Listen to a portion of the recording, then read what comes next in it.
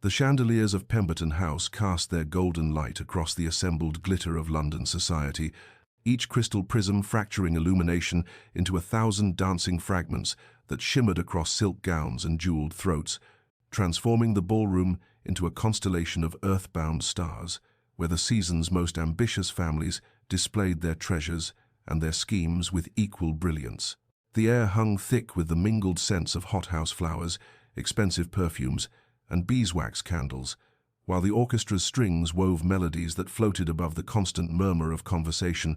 laughter, and the whispered calculations of matchmaking mothers. Yet at the periphery of this glittering assembly, partially obscured by a marble column adorned with climbing roses, stood Lady Beatrice Ashworth, a figure so still she might have been carved from the same stone that supported her solitude. Her gown of deep violet, appropriate for her half-mourning, was well made but simple, lacking the elaborate embellishments that marked the ambitious debutantes who swirled across the dance floor like brilliant birds, displaying plumage meant to attract the most advantageous notice. She was 28, young in years but ancient in society's cruel arithmetic that measured a woman's worth by her prospects rather than her person. Widowed these 18 months past after a brief marriage to the elderly Lord Ashworth, a kindly man who had offered respectability in exchange for companionship in his declining years, Beatrice had been left with little beyond a modest annuity and the dubious distinction of her title. The Tun had initially shown her the perfunctory sympathy due to grief, but when it became apparent that her inheritance would not attract new suitors of consequence, she had been quietly relegated to that shadowed territory occupied by those deemed no longer relevant to society's endless matrimonial campaigns. She watched the dancers with an expression that revealed nothing, neither envy nor disdain, neither longing nor bitterness, her dark eyes observing the patterns of the assembly with the detachment of a scholar studying specimens beneath glass. Here was Lady Wilmington, steering her daughter toward Lord Cunningham with all the subtlety of a general positioning troops. There was the Honourable Miss Fairfax, laughing with calculated brightness at some jest made by the wealthy but tedious Mr. Pemberton. Everywhere, the ancient dance of ambition and acquisition played out in three-quarter time, as it had for generations, as it would for generations hence. Beatrice had learned to find a strange peace in her invisibility, this freedom that came from being overlooked and therefore unscrutinized. Then the ballroom's atmosphere shifted with the perceptible change that accompanies the entrance of consequence, and the assembled company turned as one toward the grand staircase where the Duke of Rothwell had appeared, his presence commanding immediate attention despite the fact that he had spoken not a word. He descended with unhurried grace, his evening clothes impeccable, his expression carved from winter itself, beautiful in the way that frozen landscapes possess beauty, admirable from a distance, but forbidding intimacy. His reputation preceded him like a winter wind. The savage Duke, London's most fearsome peer, whose cutting tongue had reduced grown men to stammering apology and sent ambitious mothers fleeing with their daughters in tow, whose fortune and title made him the season's greatest prize, even as his cruel demeanor made him its greatest peril. The Duke's progress through the ballroom carried with it the weight of glacial inevitability, and Beatrice observed with detached interest as the assembly parted before him like water before the prow of a great ship,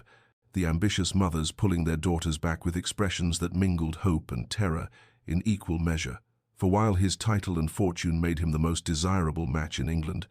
his savage reputation made approach a calculated risk that only the most desperate or foolish dared attempt. Lady Hartwick made the attempt first, propelling her eldest daughter forward with a hand pressed firmly against the girl's back, and the poor child, Miss Amelia Hartwick, barely 17 and trembling visibly, executed a curtsy so deep she nearly lost her balance. "Your Grace," Lady Hartwick simpered, her voice carrying across the sudden quiet that had descended upon their corner of the room. "Surely you remember my daughter Amelia from the Duchess of Marlborough's garden party. Such a talented girl. She plays the pianoforte quite brilliantly, and her watercolors have been much admired." The Duke's pale eyes settled upon the mother and daughter with the clinical interest one might afford an insect discovered beneath an overturned stone, and when he spoke, his voice carried perfectly across the hushed assembly, each word enunciated with devastating clarity. "I make it a policy, madam, never to remember anything that makes so little impression upon first encounter, and I fear your daughter's accomplishments however brilliant you may find them, fall squarely into that category of forgettable mediocrity that characterizes most young ladies thrust upon my notice by their grasping mothers. The colour drained from Lady Hartwick's face as though he had struck her, and poor Miss Amelia's eyes filled with tears that she blinked back furiously. Her hands clenched so tightly in her skirts that her knuckles showed white. But the Duke had already moved past them with the dismissive ease of one who has dispatched an inconvenience, his attention already elsewhere, and the watching crowd released a collective breath. 2 more attempts followed in swift succession, Mrs. Pemberton with her second daughter, Lady Quinton with her niece, and each received similar treatment, the Duke's cutting words delivered with such precise cruelty that Beatrice found herself both appalled and oddly fascinated by the surgical precision with which he dismantled their pretensions, exposing the mercenary calculations beneath their simpering courtesy. Then Lady Pemberton, stung by her daughter's public humiliation and seeking to restore her own consequence through the time-honored method of elevating herself by diminishing another, turned her attention toward Beatrice's shadowed corner, her voice pitched to carry across the assembled company with the false sweetness of poisoned honey.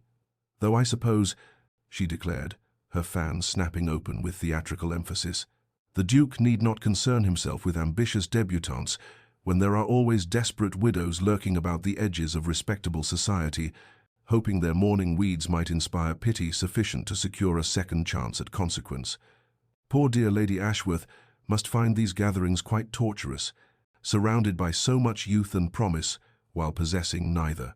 The laughter that followed was not kind, and Beatrice felt the familiar cold wash of humiliation move through her, but she had learned long ago that dignity was armor more effective than any defense, so she remained perfectly still, her expression unchanged, her hands resting calmly at her sides,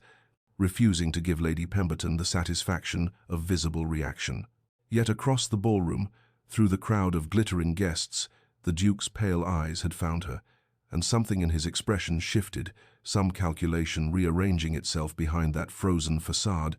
and Beatrice felt the weight of his regard settle upon her, like winter sunlight, cold, penetrating, and inexplicably unsettling in ways she could not yet begin to name. 3 days later, Beatrice sought refuge in the place she had always found solace when society's casual cruelties pressed too heavily upon her spirit. Hatchard's bookshop on Piccadilly, where the scent of leather bindings and printer's ink created an atmosphere of sanctuary that no ballroom could match,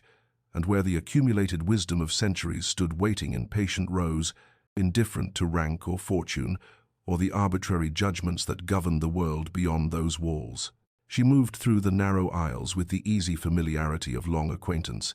her fingers trailing along the spines of volumes both familiar and unknown, seeking that particular edition of Marcus Aurelius she had read about in the Times literary supplement,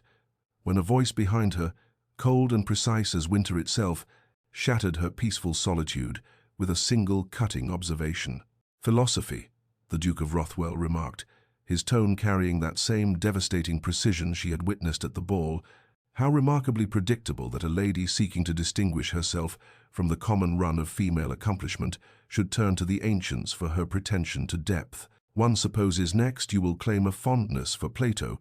and perhaps venture an opinion on the categorical imperative." Beatrice turned slowly, fixing him with a gaze that held neither the fear nor the desperate eagerness that usually greeted his notice,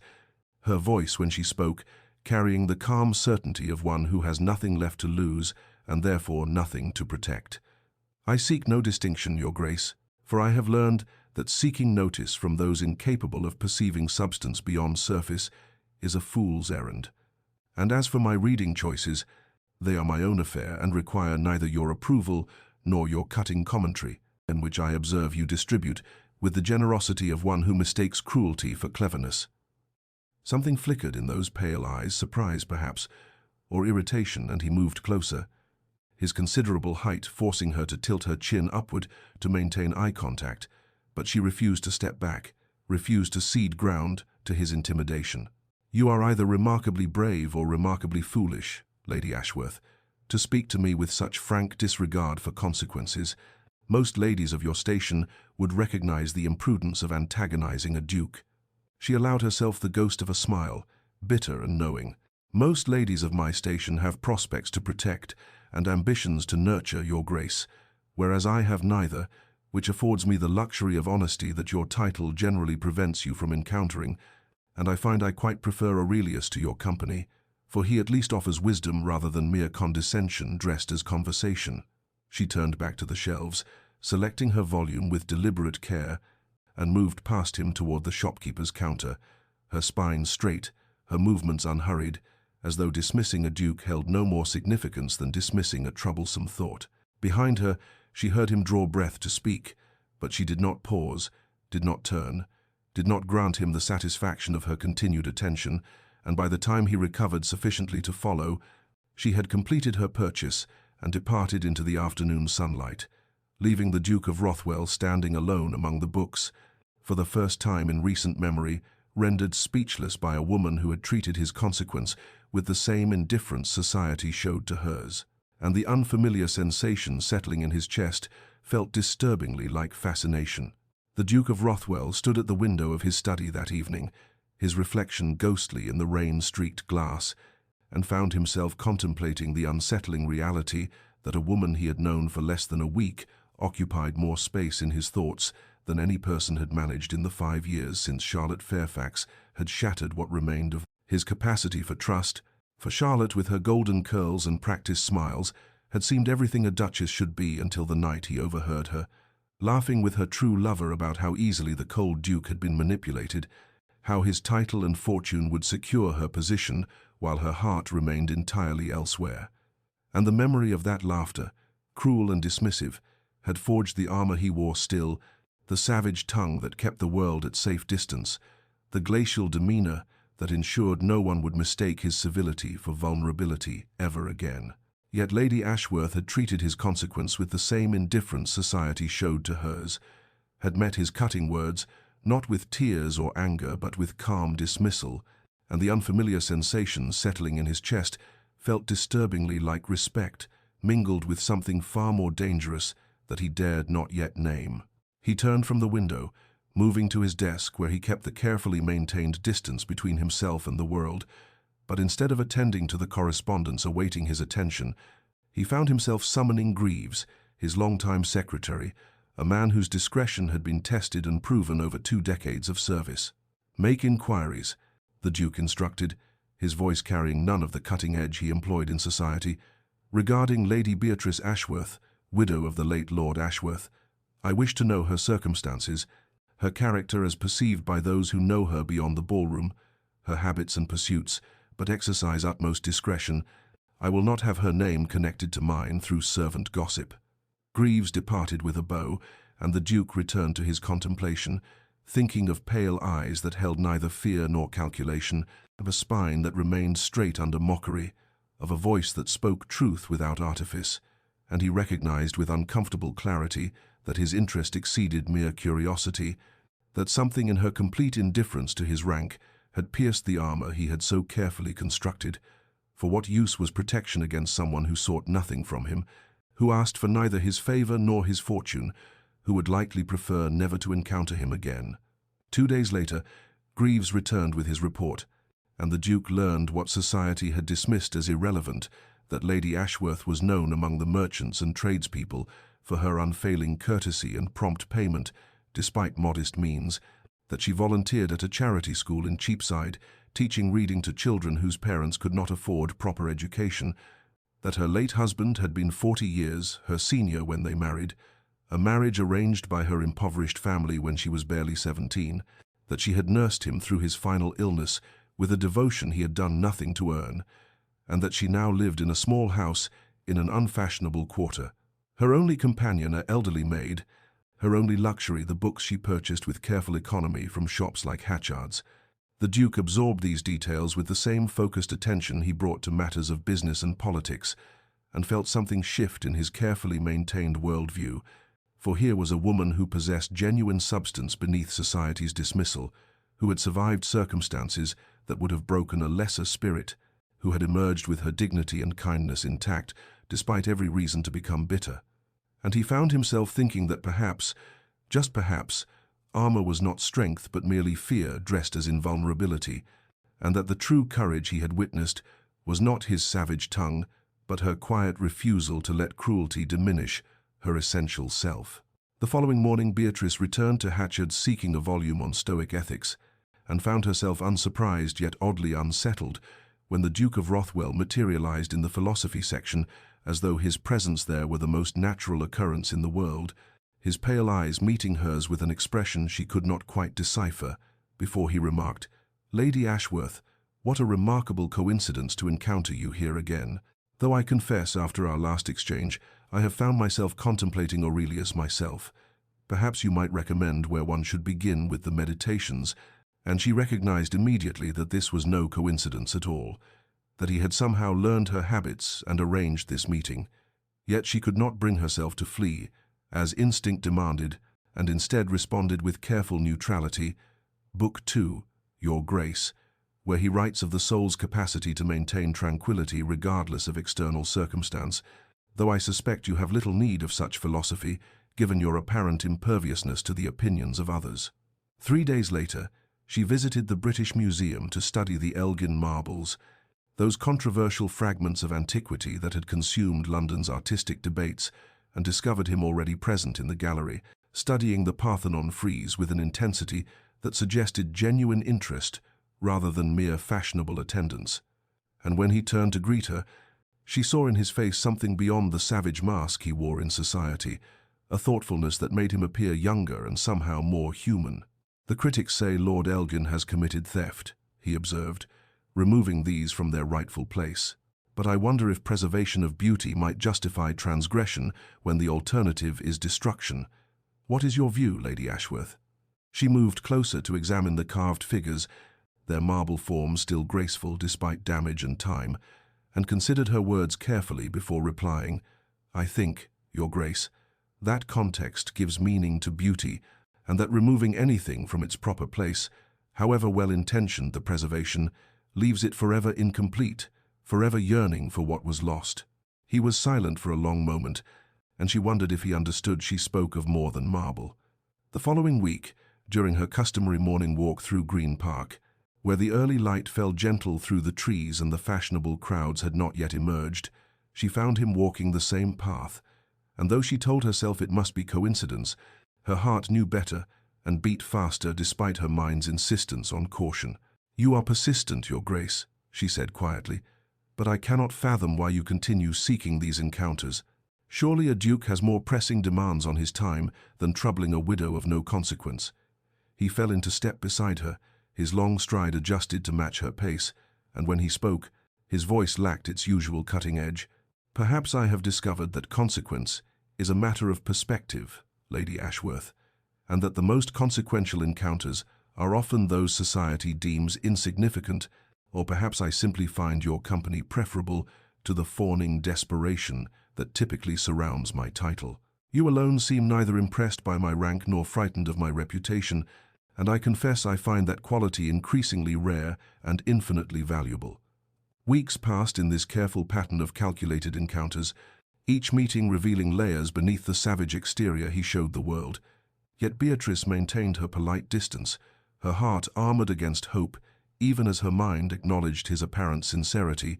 for she had learned that hope was the most dangerous indulgence for those whom society had deemed irrelevant. The private library of Lord Harrington occupied the ground floor of his Mayfair residence,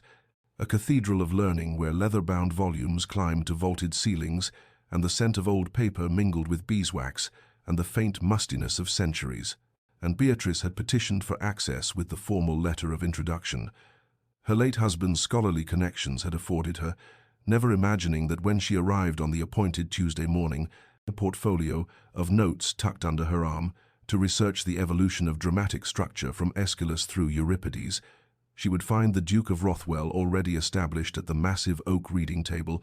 surrounded by his own collection of texts that she recognized with a start as editions of Sophocles and commentaries on classical staging. "Your Grace," she said quietly, her voice carrying in the hushed space, where even footfalls seemed an intrusion, "I was not aware you had secured access to Lord Harrington's collection. Had I known, I would have chosen a different day for my research. I would not wish to disturb your work." He looked up from the volume before him, and she saw surprise flicker across his features before being replaced by something that might have been pleasure had she allowed herself to interpret it so generously. Lady Ashworth, it seems we are destined to pursue parallel paths. I am examining the treatment of fate versus free will in Greek tragedy, a subject I confess has consumed my thoughts of late. Please, the library is vast enough to accommodate us both without disturbance, unless my presence is unwelcome to you. She hesitated in the doorway,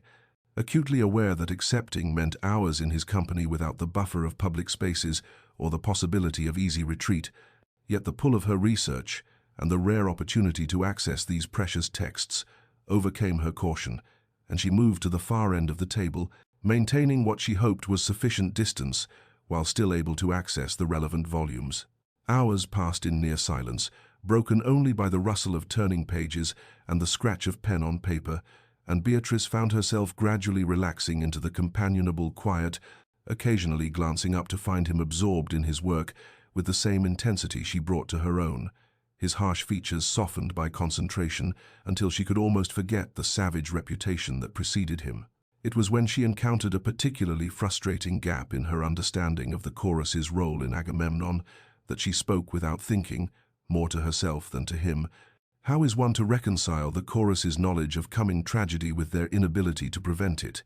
They see and yet cannot act. They know and yet cannot save.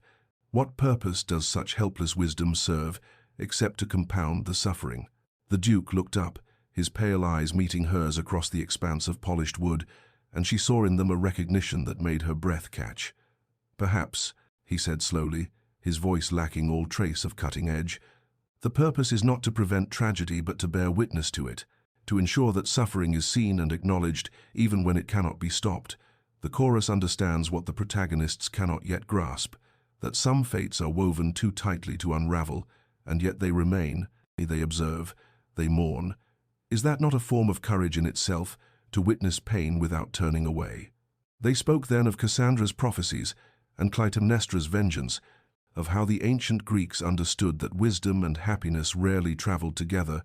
and Beatrice felt the walls she had so carefully maintained begin to tremble as she glimpsed not the feared Duke, but a man of genuine depth and feeling who grappled with the same questions about fate and choice that haunted her own. Sleepless nights, yet even as her heart whispered dangerous possibilities, her mind insisted on caution, reminding her that moments of connection did not constitute promises, and that she had survived too much to risk her hard-won peace on hope that might prove as illusory as Cassandra's unheeded warnings. The whispers began at Lady Thornbury's soirée, where Beatrice had made the grave error of accepting an invitation she should have declined, for she arrived to find the drawing-room already abuzz with speculation about the Duke of Rothwell's unprecedented attention to the insignificant widow, Ashworth, and though she maintained her composure as she took her place near the pianoforte, where the wallflowers traditionally gathered,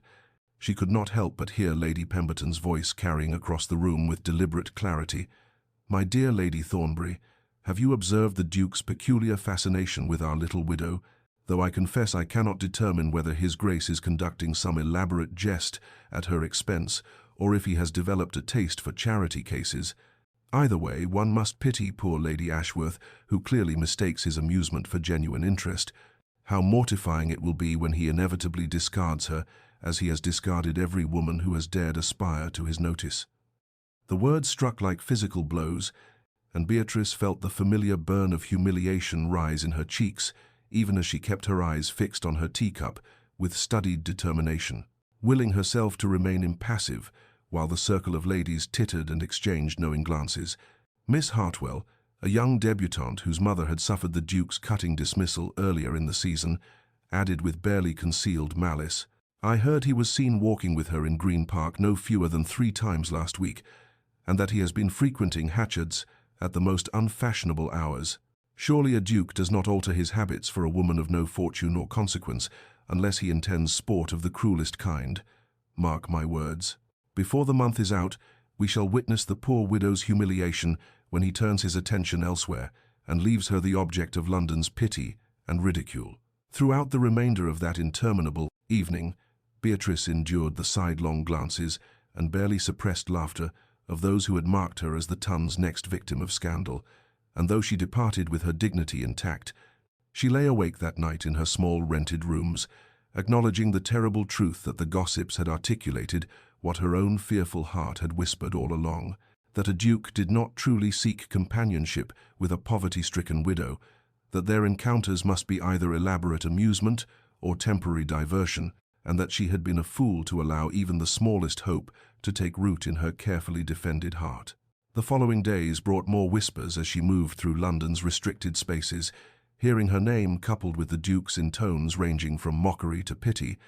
and even her few remaining friends among the respectable but unfashionable set looked at her with concern and gentle warnings about protecting her reputation and her heart. Mrs. Weatherby, her late husband's cousin who had shown Beatrice consistent kindness, spoke plainly over tea in Beatrice's modest parlour. "My dear, I know you are sensible, but I must speak as one who cares for your welfare. The Duke of Rothwell is not a man known for constancy or genuine feeling, and while I do not doubt he finds your conversation stimulating, you must consider what his intentions could possibly be toward a woman of your circumstances.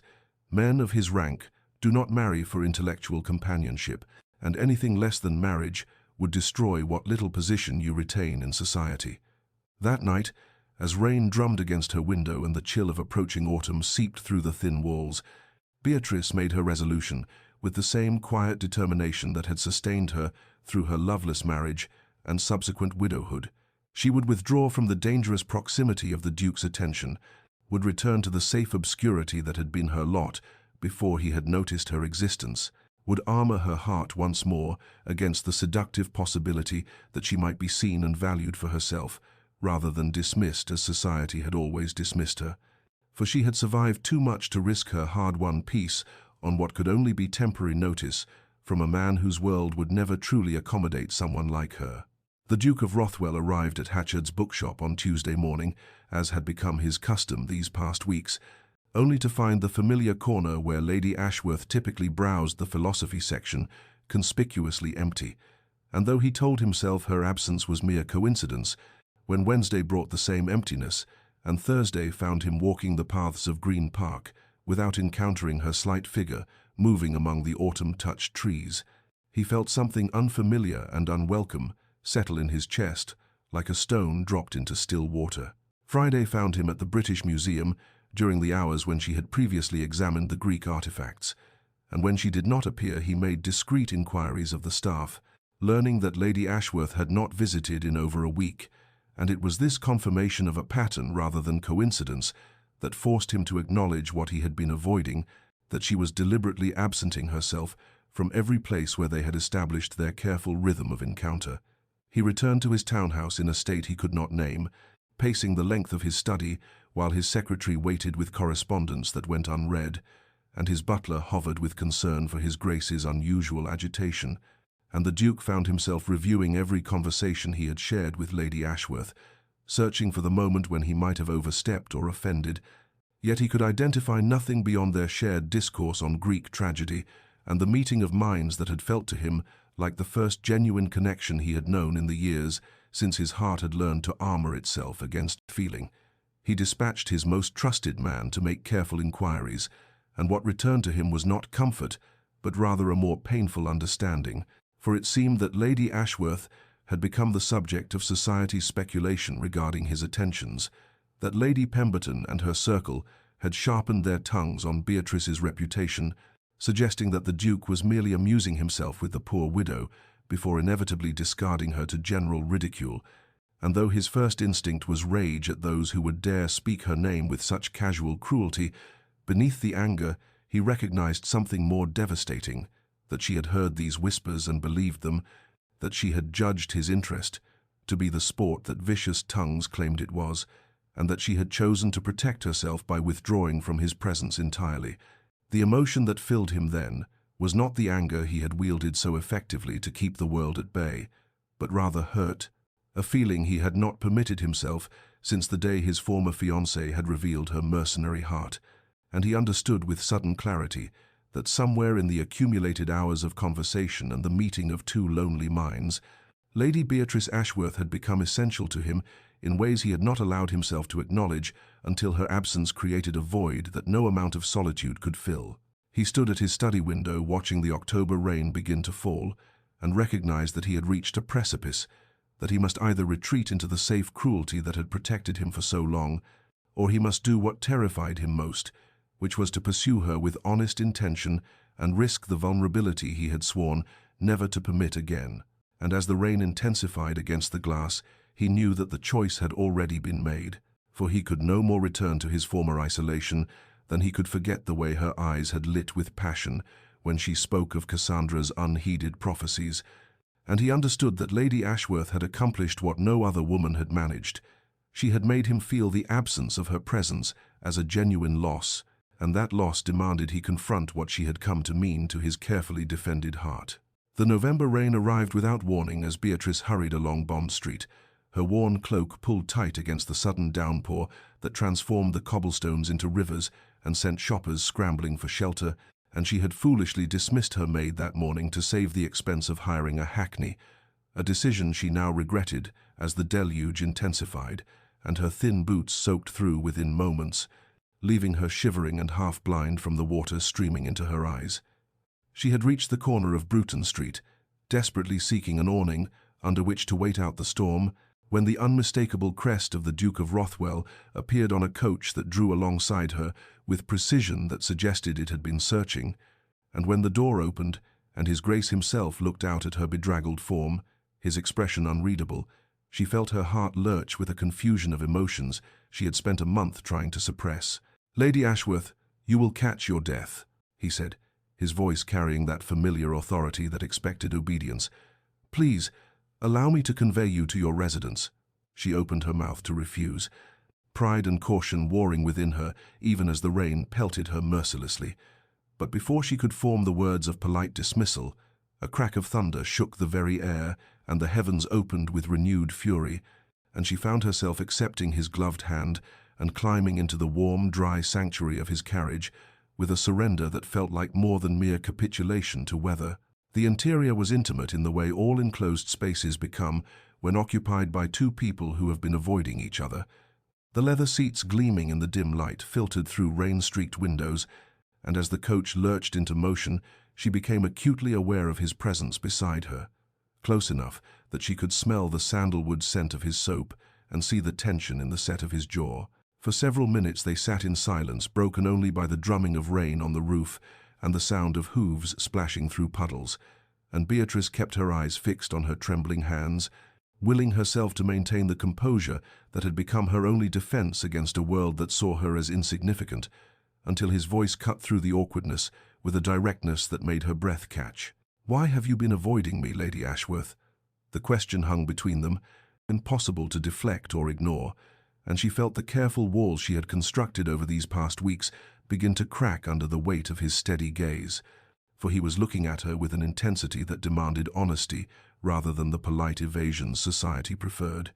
And she found that after a month of loneliness and the echo of their conversations haunting her quiet rooms, she no longer possessed the strength to dissemble. "Because I am not a fool, Your Grace," she said quietly, her voice trembling slightly but her words clear. "I have heard what society whispers about your attentions to an insignificant widow. I have endured the speculation about whether you amuse yourself at my expense or simply tire of more challenging prey, and I will not be the object of London's mockery when you inevitably tire of whatever diversion my company has provided and turn your interest elsewhere. I have survived too much to willingly walk into humiliation with my eyes open."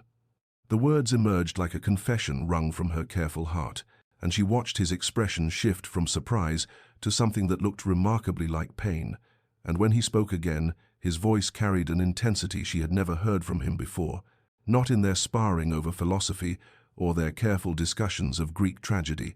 but something raw and unguarded that made her forget entirely that they were merely a duke and a dismissed widow, trapped by circumstance in a rain-soaked carriage. "You believe I have been amusing myself with you," he said, and there was genuine hurt in his tone that pierced her defenses more effectively than any declaration might have done.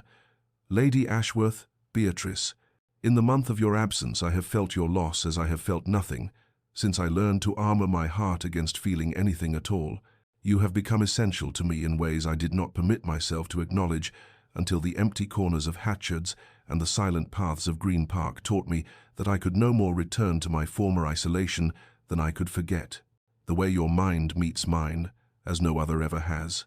Ah.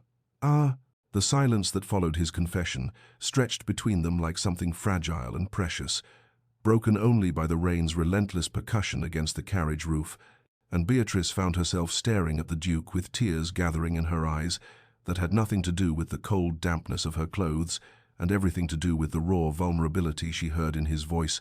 For this man who had built his reputation on savage dismissals and cutting remarks was speaking to her with a tenderness that pierced every defense she had constructed around her wounded heart. "Your Grace,"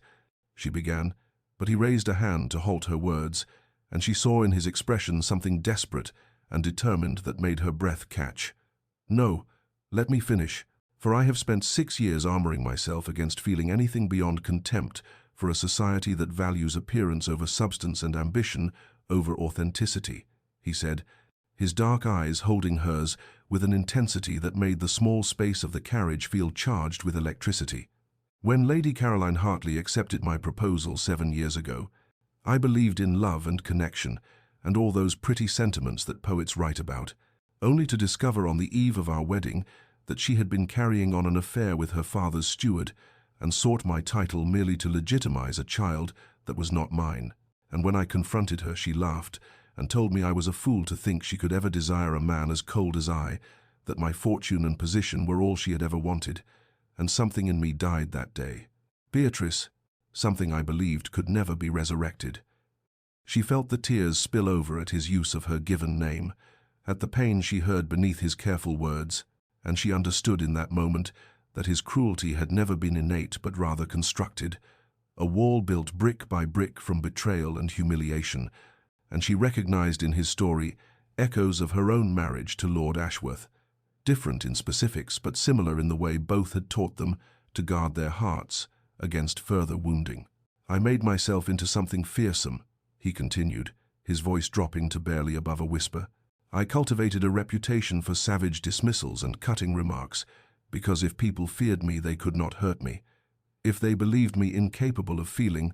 then no one would seek to exploit my feelings for their gain, and for 6 years this strategy served me well.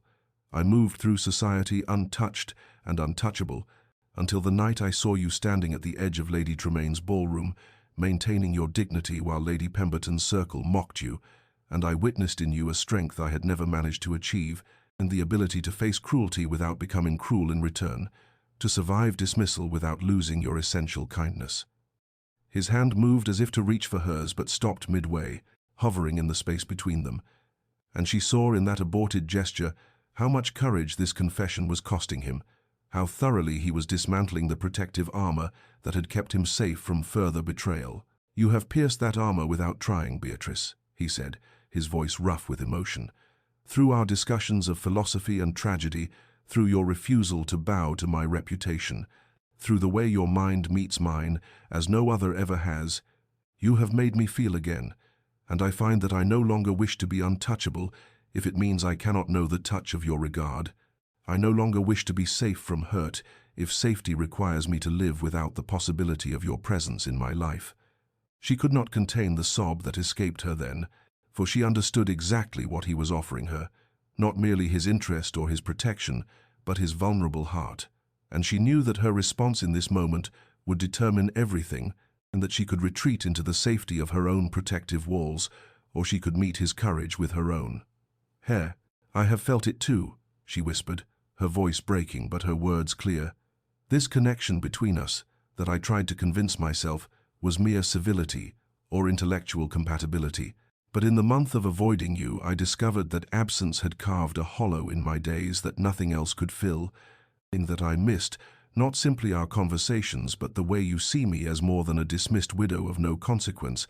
the way you challenge my thinking and respect my opinions, and make me feel as though my mind and my spirit matter to someone in this world that has taught me I am insignificant." His hand finally completed its journey to cover hers, his touch gentle despite the trembling she could feel in his fingers, and the warmth of that contact seemed to travel through her entire body, chasing away the chill of the rain and the cold loneliness that had been her constant companion since Lord Ashworth's death had left her alone in an indifferent world. "Then give me time," she said, meeting his eyes with a directness that cost her everything. "Give me time to trust that this is real and not another cruel jest that society plays on those of us who have learned to expect nothing. Give me time to believe that the Duke of Rothwell truly sees value in the woman society dismisses as irrelevant. And I promise you, I will try to have the courage that this truth deserves, for you have given me your vulnerability, and that is a gift I will not take lightly." He nodded slowly, and she saw in his expression both relief and determination. And though the rain continued to fall and the carriage carried them through London streets toward her modest residence, something had shifted between them in that intimate space, and something fragile and new, but also strong in its foundation of mutual understanding and shared wounds. And as his thumb traced gentle circles on the back of her hand, she felt the first stirrings of hope that perhaps, despite everything that had taught them both to guard their hearts, they might find in each other a sanctuary worth the risk of vulnerability. The courtship began 3 days after the rainstorm, not with the grand gestures that society expected from a duke pursuing a lady, but with a small leather-bound volume of Seneca's letters that arrived at Beatrice's modest residence, accompanied by a note in his Grace's precise handwriting that read simply, "I thought you might enjoy this translation, as our discussion of Stoic philosophy seemed incomplete without it." And she found herself smiling at the memory of their conversation weeks ago about whether true tranquility could be achieved through reason alone, touched that he had remembered her arguments and sought to continue the discourse even in her absence. The following week brought an invitation not to a ball or musicale, but to a lecture at the Royal Society on Astronomical Observations, an event she had longed to attend but never dared, as an unaccompanied widow of no consequence. And when she accepted with a carefully worded note expressing her gratitude,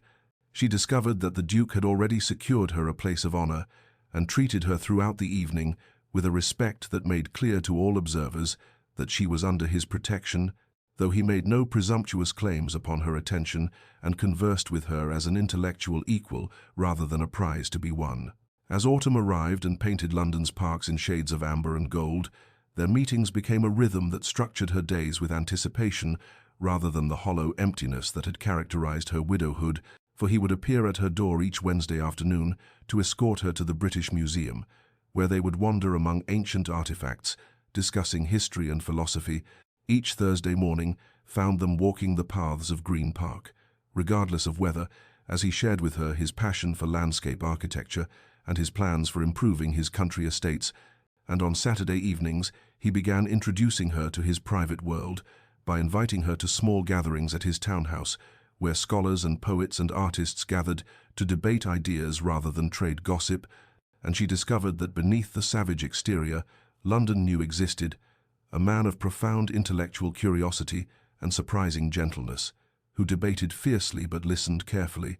and whose eyes would seek hers across crowded rooms as though her opinion mattered more than all others combined. She found herself trusting him incrementally through these careful weeks,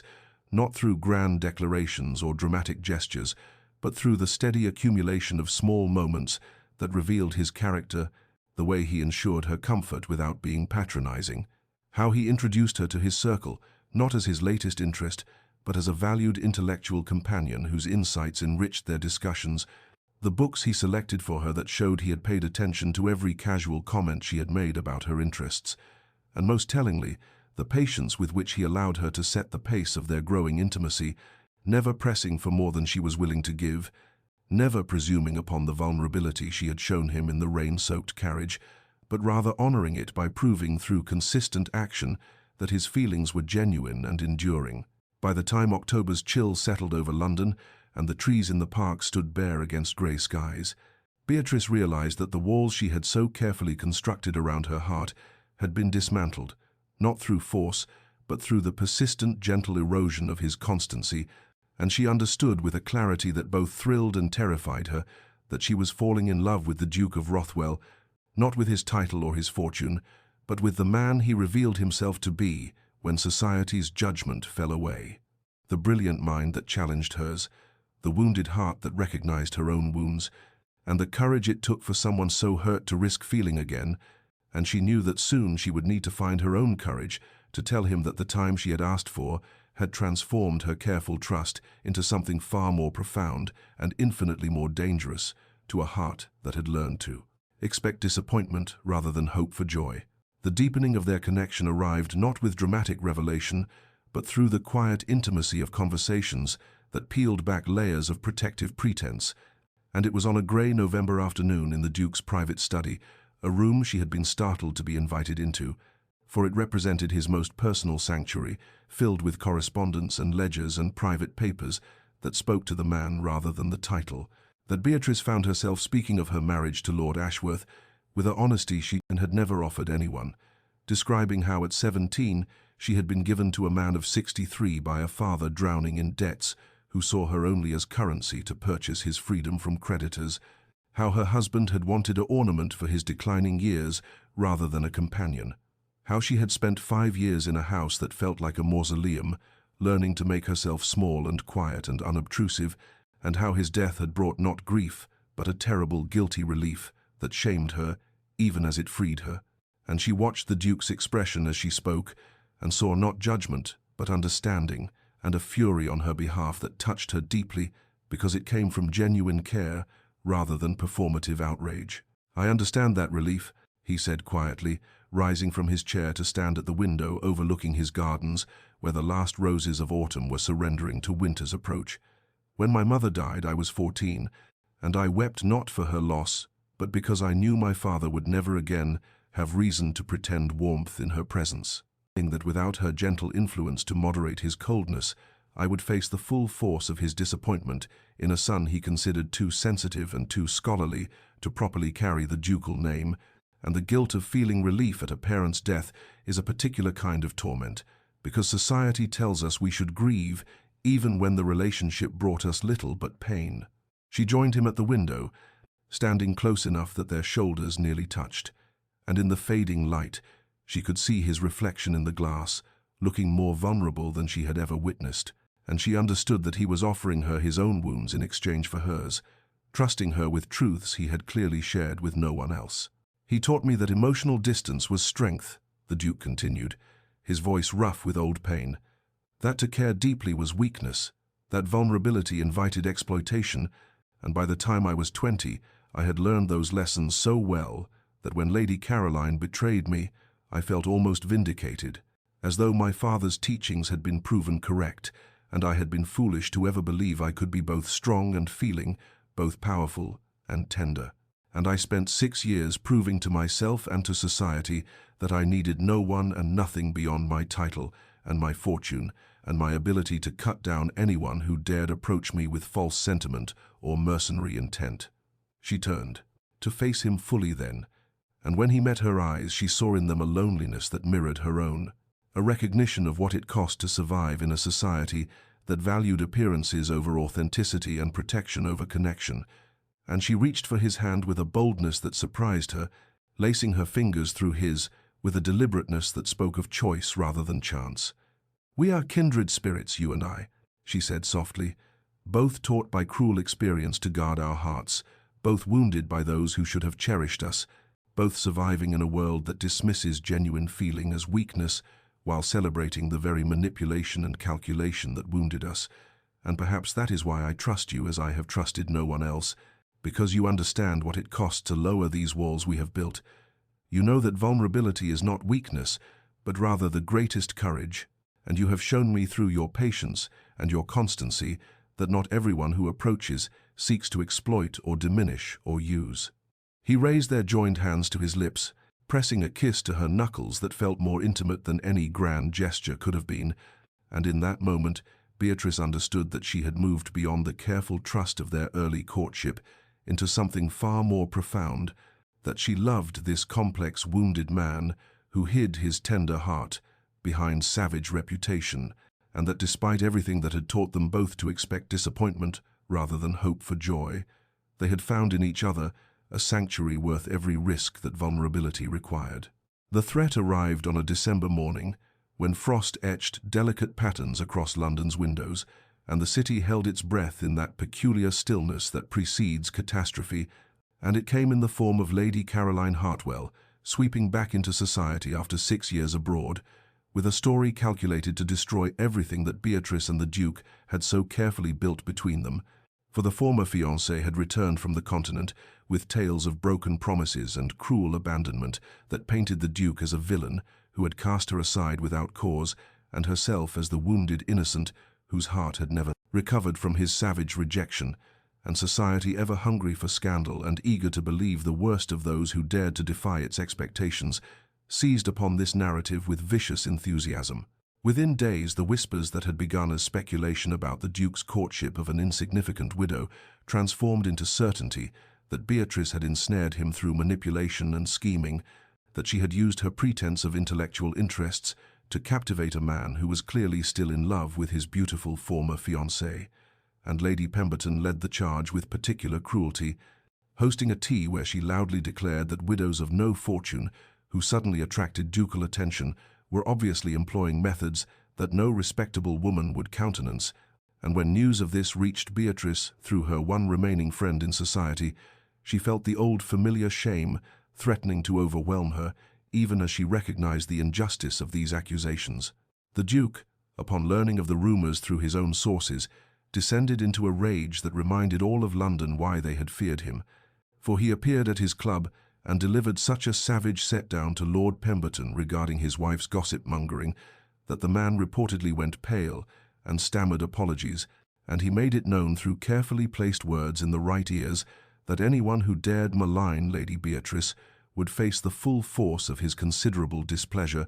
But Beatrice, when he came to her that evening, still burning with protective fury, surprised him by asking him to cease his defense, to let her handle this challenge in her own way, rather than allowing him to fight her battles as though she were incapable of defending herself. "I have spent my entire life being protected or dismissed or spoken for by men who believed they knew better than I what I needed and what I deserved," she said with a calm that belied the fear churning beneath her composure. "And I love you too much to allow our relationship to follow that pattern, to become another instance of a powerful man shielding a weaker woman from consequences. And these accusations strike at the heart of what we have built together. This idea that I have somehow manipulated you, that our connection is false or calculated, and I need to address that falsehood myself, to stand before society and speak my own truth rather than hiding behind your title and your power, because if I cannot do that, then perhaps Lady Pemberton is right, and I am too weak and too insignificant to be worthy of a duke's regard." He looked at her with an expression that held both admiration and anguish, understanding what she asked but hating that society's cruelty demanded such courage from her, and he took her hands in his and said with a voice rough with emotion that he would honor her request, though it went against every instinct to let her face this storm alone, and in that moment of trust between them, of him respecting her need to prove her own strength, despite his desire to protect her. Their love deepened even as the world around them grew darker with malicious speculation and fabricated scandal. The opportunity to address her detractors arrived 3 days later at the Countess of Harrington's annual Christmas gathering, an event that drew the entirety of fashionable London and which Beatrice attended despite every instinct urging her to hide, for she understood that avoiding society would only confirm the accusations of manipulation and scheming that Lady Pemberton had so effectively spread throughout the ton, and she entered the glittering assembly in a simple gown of grey silk that made no concessions to fashion or display, her chin held high despite the immediate hush that fell over the nearest conversations, and the way eyes followed her progress across the room with undisguised speculation and judgment. Lady Pemberton stood at the center of a circle of her particular adherents,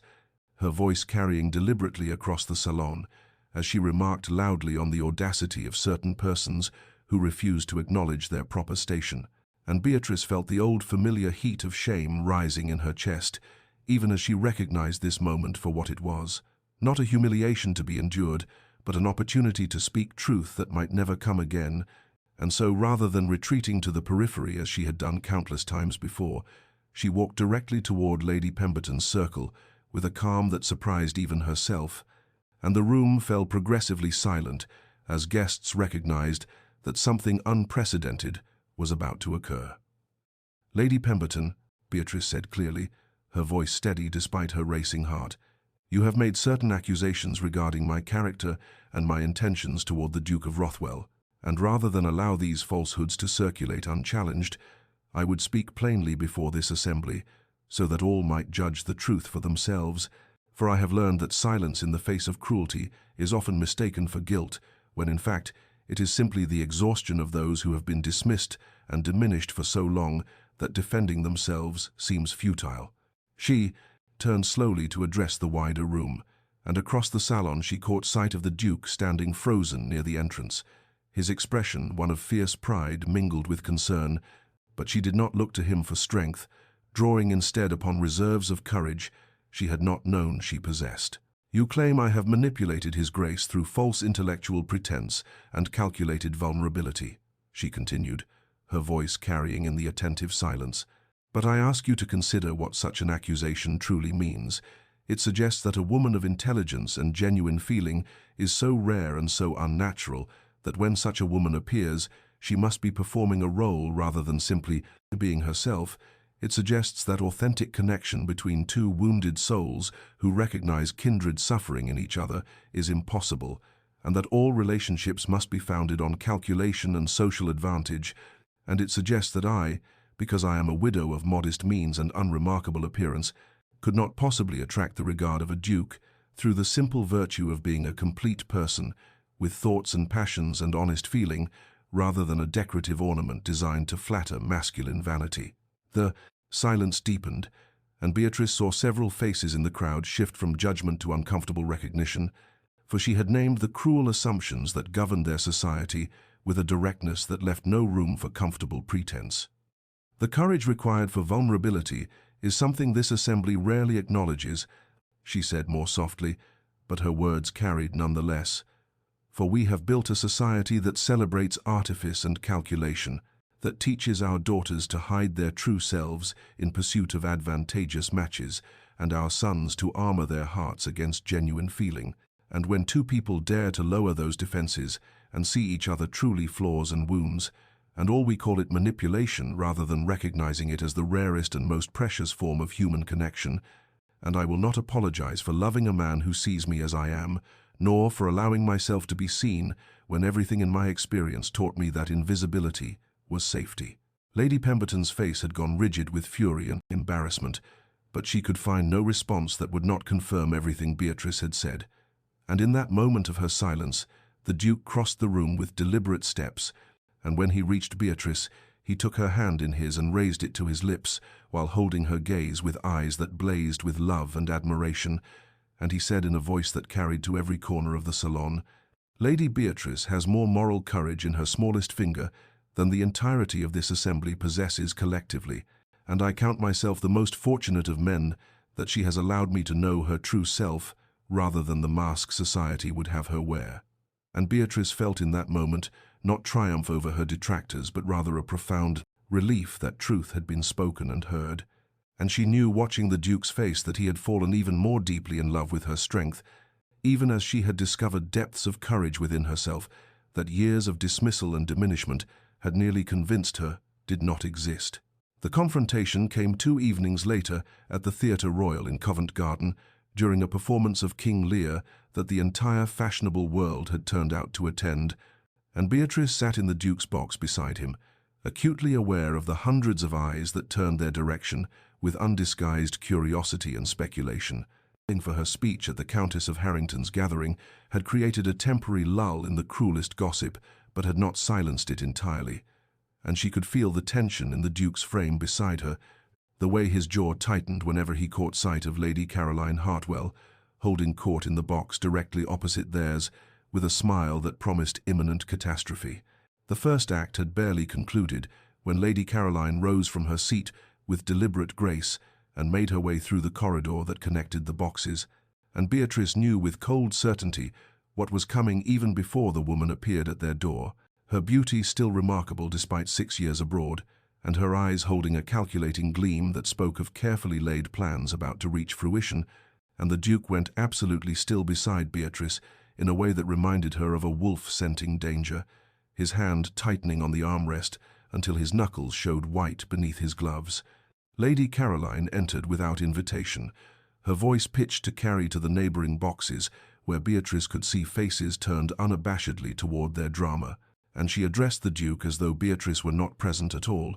saying with practiced sweetness that she had returned to London specifically to beg his forgiveness for the misunderstanding that had ended their engagement, that 6 years of reflection had shown her the error of her pride and the depth of her regard for him, that she hoped he might consider reconciliation, now that she had matured beyond the foolish girl who had once wounded him so terribly. The Duke's face had gone cold and remote in the way Beatrice had not seen since their earliest encounters. That savage mask he wore when threatened, and she felt her heart contract with the terrible understanding that this moment would define everything between them, that he stood now at a crossroads where one path led back to the protective cruelty that had kept him safe for so long, and the other required him to choose vulnerability and love before all of London society's watching eyes. Lady Caroline continued her performance with practiced skill, speaking of their shared history and similar stations, of how natural their union would be, compared to certain unfortunate attachments that defied all social logic, and her meaning was clear to everyone listening, even as her words remained superficially polite, and Beatrice watched the Duke's profile and saw the war being waged behind his eyes, the old instinct to wound before he could be wounded again, warring with everything that had grown between them over months of careful trust-building and honest revelation. The silence stretched unbearably as the Duke rose from his seat, and Beatrice felt time slow to a crawl as she waited to discover whether the man she loved would prove himself, or whether the armor he had worn so long would prove too heavy to remove. And Lady Caroline smiled with triumphant certainty, as though his standing signaled acceptance of her offer, and in the neighboring boxes Beatrice could hear the rustle of movement as society leaned forward to witness the Duke of Rothwell's choice, and she sat perfectly still, with her hands folded in her lap and her heart breaking with the knowledge that she could not make this choice for him, that he must decide for himself whether love was worth the risk of being seen in all his vulnerability before the very society that had taught him to guard his heart so jealously. The Duke turned from Lady Caroline and looked directly at Beatrice, with eyes that held such naked emotion that she felt her breath catch in her throat, and then in a movement that sent gasps rippling through every box in the theatre, he lowered himself to one knee before her chair, in a gesture so shocking and unprecedented that the very air seemed to still with disbelief, for dukes did not kneel to impoverished widows, and certainly not before the assembled eyes of London society in the most public venue imaginable. And Beatrice felt tears spring to her eyes as she understood the enormity of what he was offering her, not merely his hand in marriage, but his complete vulnerability, in the shedding of every protective layer he had worn for so long, the courage to be seen in all his feeling before the very people who had taught him that such exposure was weakness to be exploited. "Lady Beatrice Ashworth," he said in a voice that carried to every corner of the theatre with such clarity and conviction that not a soul could mistake his sincerity, "I kneel before you not as a duke addressing a subject, but as a man who has found in you everything that makes life worth living. And I care not one whit what society thinks of this breach of protocol, because the greatest breach would be failing to honor publicly what you have come to mean to me in private, and I would have all of London know that you possess a strength of character and richness of mind and beauty of spirit that renders every other consideration meaningless, that your courage in speaking truth to cruelty has shown me what true nobility looks like, and it has nothing to do with titles or bloodlines, and everything to do with moral fiber and genuine feeling." He took her trembling hand in both of his, and Beatrice could see Lady Caroline standing frozen in the doorway of the box, with her face gone pale, with shocked comprehension that she had miscalculated catastrophically, and she could hear the rustling whispers spreading through the theatre like wildfire as society struggled to process this unprecedented display. But all of that faded to insignificance as the Duke continued speaking with such raw honesty that she felt her heart would burst with the fullness of feeling it contained. "You have taught me that vulnerability is not weakness but the highest form of courage," he said, his voice dropping lower but losing none of its intensity, "that being truly seen by another soul is worth every risk of pain or rejection, that love, real love, not the calculated arrangements that pass for marriage in our world, requires the courage to lower every defense and trust another person with the tender places we spend our lives protecting. And I am asking you, before all these witnesses who have dismissed you and underestimated you and failed to see your extraordinary worth, to grant me the honor of spending my life ensuring that you are never invisible again, that your brilliance is celebrated rather than hidden,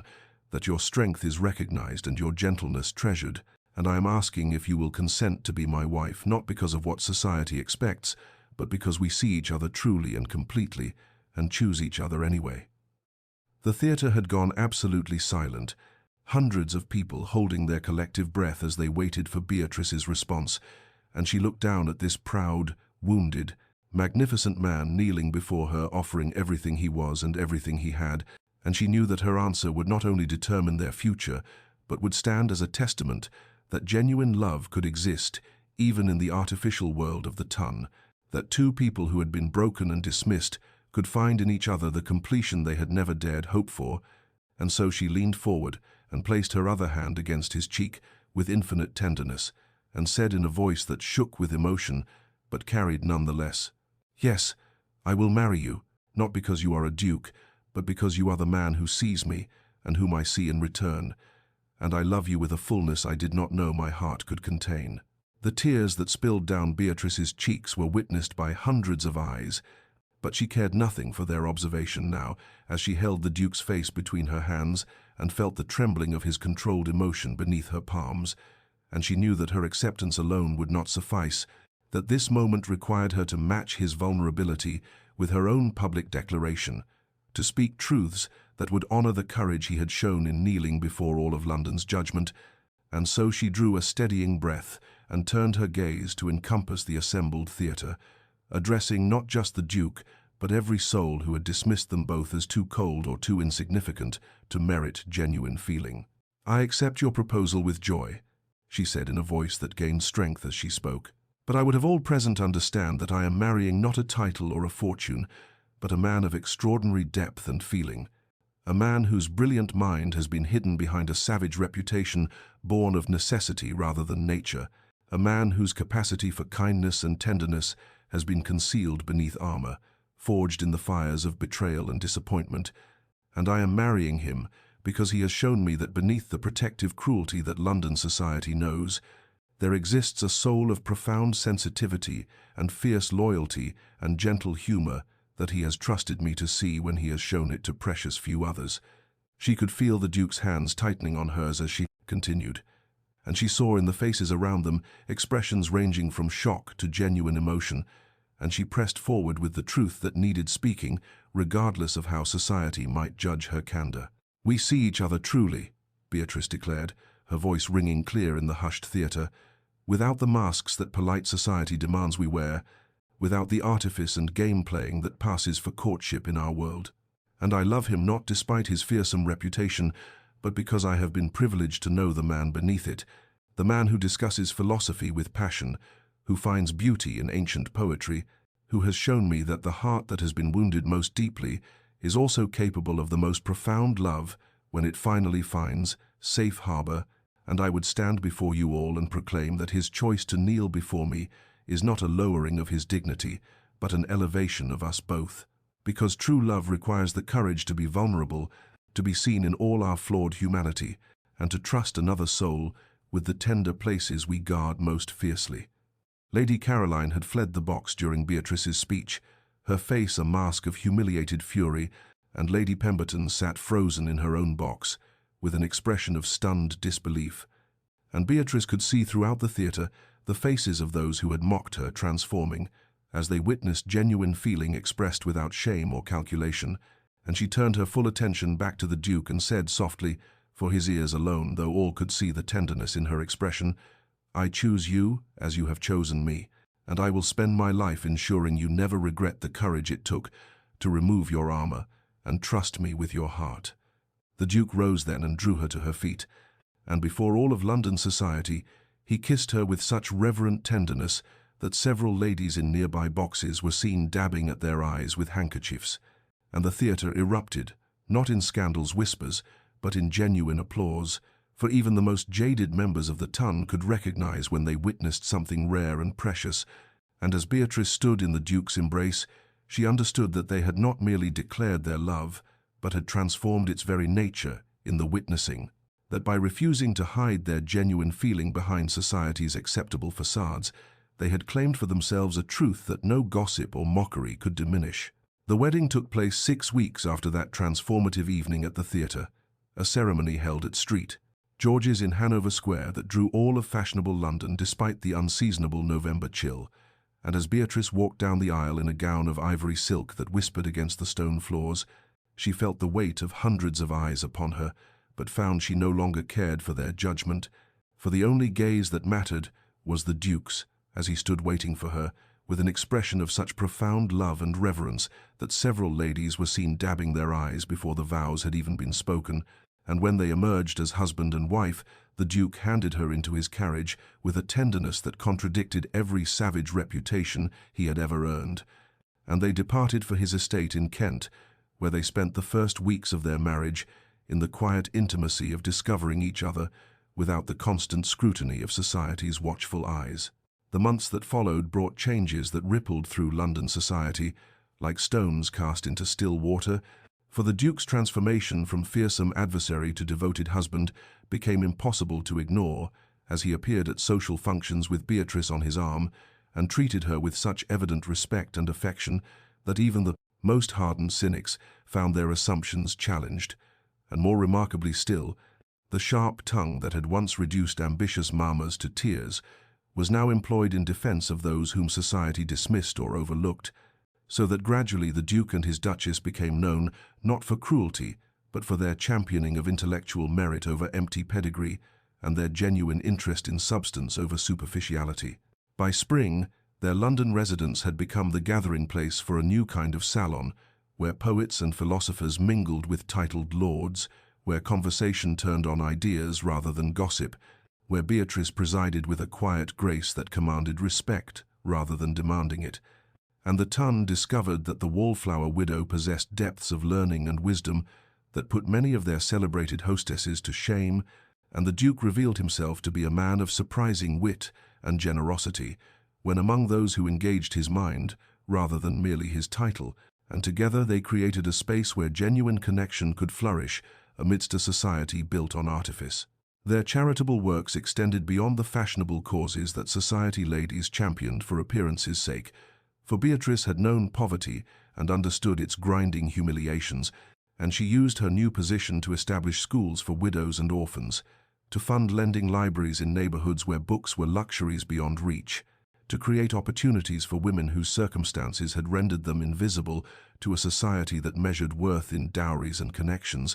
and the Duke matched her efforts with his own attention to reforming the conditions on his estates, improving housing for his tenants, ensuring fair wages for those who worked his lands, demonstrating through action rather than words that nobility should be measured in moral responsibility rather than merely inherited privilege. Lady Pemberton and her circle of mockers found themselves gradually excluded from the most desirable invitations as society's center of gravity shifted toward the genuine warmth and intellectual stimulation offered at the Rothwell residence, and while they whispered among themselves about the Duke being bewitched and the upstart widow exceeding her station, their venom found fewer receptive ears, as more and more of the Ton discovered that authentic feeling and meaningful conversation provided greater satisfaction than cruel gossip and empty flattery, and the transformation that Beatrice and the Duke embodied together became a testament to the truth that two wounded souls who found each other could heal not only themselves, but cast light into the darkness that surrounded them, showing others that vulnerability was strength, and genuine love was worth every risk society claimed it carried. 5 years had passed since that November wedding, and the spring afternoon found Beatrice seated in the sunlit drawing-room of their Kent estate, with their 3 children gathered around her as she read aloud from a volume of Greek myths, her voice bringing life to the tales of gods and heroes, while 7-year-old Thomas listened with rapt attention. 5-year-old Catherine asked endless questions about why Athena sprang fully formed from Zeus's head, and 3-year-old James contented himself with building towers from wooden blocks at her feet, and through the open windows came the scent of apple blossoms and the sound of birdsong that spoke of renewal and growth, and Beatrice paused in her reading to watch her children's faces and felt a contentment so profound it still sometimes surprised her with its intensity, this life, so different from the lonely widowhood she had endured in those dark months before the Duke had entered her world and transformed everything. The door opened and the Duke himself appeared, no longer addressed with formality even by the servants when the family was private, carrying an armful of tulips from the garden with soil still clinging to their roots because he had pulled them up in his enthusiasm rather than cutting them properly, and the children abandoned Beatrice immediately to rush to their father with cries of delight, and she watched as he knelt to embrace them all, his expression suffused with such open joy that no trace remained of the savage Duke who had once terrorized London society. And when his eyes met hers over their children's heads, she saw in them the same deep love that had been kindled in that bookshop years ago and had only grown richer and more complex with time and shared experience and the building of this life together. After the children had been sent to wash for tea, the Duke came to sit beside Beatrice on the settee and took her hand in his, and she leaned against his shoulder in comfortable intimacy as they looked out at the gardens they had planted together, the paths they had walked 1,000 times in discussion and companionship, the estate that had become not just a property but a home built on mutual respect and genuine affection. And he said quietly, "Do you ever think about that night at the theatre, when I made such a spectacle of us both?" And she smiled and replied, "I think of it often. How terrified you must have been to kneel before all those judgmental eyes. How much courage it required to show your heart when you had spent so many years protecting it." And he kissed her temple and murmured, "I was terrified, but more terrified of losing you, of returning to that cold isolation I had thought was safety, but was merely existence without meaning." They sat in silence for a moment, hands clasped, hearts aligned, and Beatrice reflected on the journey they had traveled together, from that ballroom where she had stood invisible and dismissed, to this drawing room where she was cherished and seen, from his armor of cruelty to his capacity for tenderness, from two wounded souls circling each other warily to this profound partnership that had weathered society's scorn and emerged stronger for it, and she understood with crystalline clarity that their love had not merely survived but had flourished because they had chosen vulnerability over protection, authentic feeling over convenient facades, and each other over the easier path of remaining safely alone. And when their children's laughter echoed from the hallway announcing their return, she squeezed the Duke's hand and whispered, "We built something beautiful from our brokenness." And his answering smile told her he understood exactly what she meant, that this domestic happiness, this family, this life of purpose and meaning was the truest victory either of them could have claimed. Dear listener, as we close this story of Beatrice and her Duke, of the wallflower who bloomed and the savage heart that learned to soften, perhaps you have recognized in their journey something of your own struggles with invisibility or dismissal, those moments when society has looked past you as though you were merely decoration rather than a soul of depth and worth. And I wish for you to understand that those who stand at the periphery often possess the clearest vision of truth, for they are not blinded by the glittering distractions that captivate those at the center, and they develop strengths that the celebrated never require: the strength of self-reliance, the courage of quiet dignity, the wisdom that comes from observation rather than adulation. Beatrice's story teaches us that true power lies not in commanding attention, but in maintaining authenticity, when the world demands performance, not in conforming to expectations, but in knowing one's own worth regardless of external validation, and that those who dismiss you reveal their own limitations rather than yours, for they lack the perception to see beneath surfaces to the substance that matters, and their judgment says everything about their poverty of spirit and nothing about your value. Consider, too, the Duke's transformation, which reminds us that the armor we construct to protect ourselves from pain often becomes the prison that prevents us from experiencing joy, that cruelty born of hurt only perpetuates suffering and isolates us further, and that the greatest courage is not in maintaining our defenses, but in lowering them for the right person, in choosing vulnerability over safety, in risking the pain of rejection for the possibility of genuine connection. Their love story affirms that true partnership requires seeing and being seen without pretense, that lasting affection grows not from passion alone, but from mutual respect, shared values, and the daily choice to honor each other's complexity,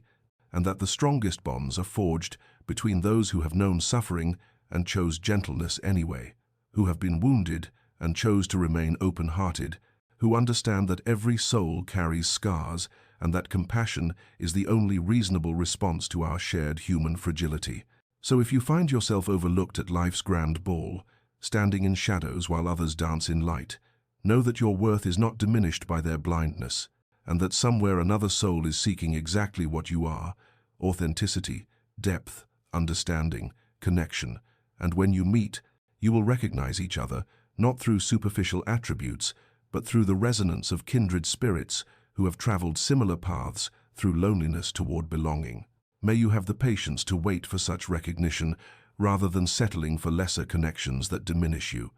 May you maintain your integrity when the world rewards artifice.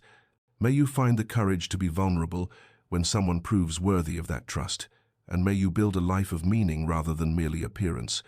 of genuine feeling rather than empty gesture, of love that sees you truly and cherishes what it finds. May your nights be peaceful and your heart be light, dear listener, and may you remember that the wallflower often blooms most beautifully when tended by hands that recognize its worth. This story comes to you from Love and Deepness, where we explore the complexities of the human heart and celebrate stories of transformation, redemption, and the triumph of authentic love over superficial judgment. And if this tale has touched you, I invite you to share it with others who might need its message, to subscribe so these stories can continue to find you, and to remember always that your worth exists independent of who perceives it, waiting only for you to claim it fully.